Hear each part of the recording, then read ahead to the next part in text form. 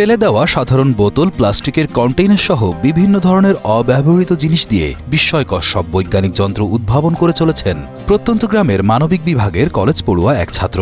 ভূমিকম্প সতর্কতায় alarm system, চুরি রোধে অনলাইন মেসেজিং সিস্টেম, তেল কিংবা বিদ্যুৎ ছাড়া পানি উত্তোলন, এমনকি মোবাইল ফোনের গোপনীয়তা রক্ষার্থে বিশেষ এক ধরনের চশমাও উদ্ভাবন করেছেন গ্রামের এই যুবক। এলাকাবাসীর কাছে তিনি পরিচিত বিজ্ঞানী নামে। আমি এই চশমাটা চোখেতে যখন এই ফোনটা চাপবো তখন আমি দেখতে পারবো যে আমি ফোনটাতে কি হচ্ছে। বাকি আমার পিছনে বা যত ব্যক্তি এখানে চোখ দেখ সবাই সাদা দেখ। এই তরুণ বিজ্ঞানীর নাম শাহিন মিয়া। প্রত্যন্ত গ্রামের নিম্নবিত্ত পরিবারের সন্তান হয়েও যিনি নিজের মেধা ও উদ্ভাবনী ক্ষমতায় তৈরি করেছেন প্রতিদিনের কাজে ব্যবহার্য প্রায় 40টি যন্ত্র। আমার গবেষণা সফলতা আসে প্রায় 40টার ঊর্ধ্বে আমি ডিভাইস নিজেই গবেষণা করে তৈরি করছি। আমার এই ডিভাইসটার নাম হলো তেল বিদ্যুৎ ছাড়া পানি উত্তোলন। গাইবান্ধা জেলার নাকাই ইউনিয়নের খুকশিয়া গ্রামের নিম্নবিত্ত পরিবারের সন্তান শাহিন মিয়া।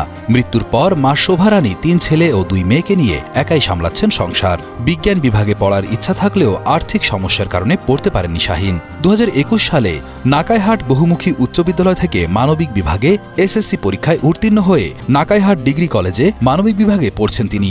ও এমন অস্বাভাবিক বিষয় আবিষ্কার করার চিন্তা ভাবনা ওর মাথার ভিতরে নিয়ে আসে যেগুলো বিশ্বে কেউ করেনি, আমি সেগুলো করব। ট্যাঙ্কির 50 লিটার পানি থাকতে একাই মোটর স্টার্ট হবে, কাউকে স্টার্ট দিতে হবে না, এবং ট্যাঙ্কি যেই ভরে যাবে একাই মোটর বন্ধ হয়ে যাবে, পানিও ওভারলোড হবে না।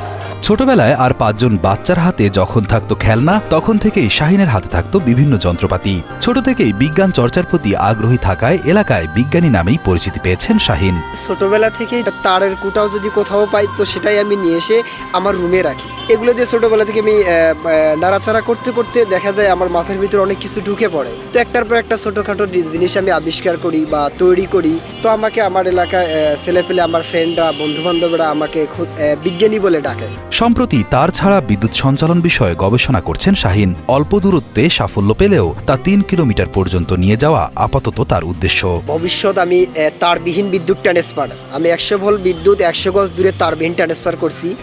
1100 ভোল্ট বিদ্যুৎ 3 কিলো দূরে ট্রান্সফার করব বলে আমি অনেক জায়গায় দরখাস্ত করেছি। এবং ট্রেন দুর্ঘটনা রোধ এছাড়া আরও অনেক বড় বড় ডিভাইস নিয়ে আমি গবেষণা করতেছি, কিন্তু আসলে অর্থনৈতিক অভাবে আমি করতে পারতেছি না। শাহিনের নতুন নতুন যন্ত্র উদ্ভাবনের স্বীকৃতিস্বরূপ এ পর্যন্ত তার ঝুলিতে মিলেছে জেলা, উপজেলা সহ জাতীয় পর্যায়ের বিভিন্ন পুরস্কার।